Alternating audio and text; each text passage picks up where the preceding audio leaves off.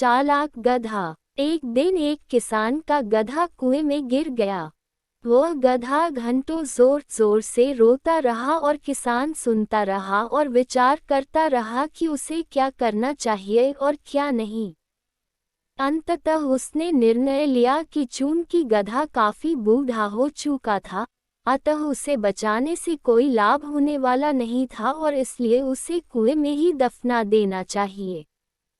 किसान ने अपने सभी पड़ोसियों को मदद के लिए बुलाया। सभी ने एक एक फावड़ा पकड़ा और कुएं में मिट्टी डालनी शुरू कर दी।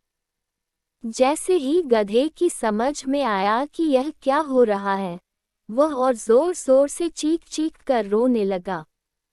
और फिर अचानक वह आश्चर्यजनक रूप से शांत हो गया। सब लोग चुपचाप कुएं में मिट्टी डालते रहे।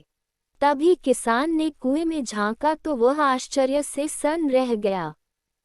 अपनी पीठ पर पड़ने वाले हर फावड़े की मिट्टी के साथ वह गधा एक आश्चर्यजनक हरकत कर रहा था।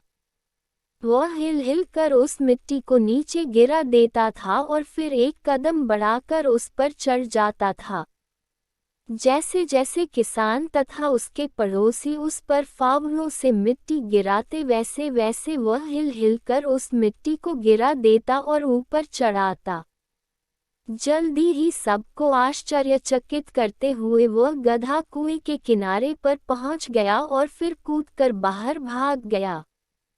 ध्यान रखो, तुम्हारे जीवन में भी तुम पर बहुत तरह की मिट्टी फेंकी जाएगी, बहुत तरह की गंदगी तुम पर गिरेगी। जैसे कि तुम्हें आगे बढ़ने से रोकने के लिए कोई बेकार में ही तुम्हारी आलोचना करेगा, कोई तुम्हारी सफलता से ईर्ष्या के कारण तुम्हें बेकार में ही भला बुरा कहेगा।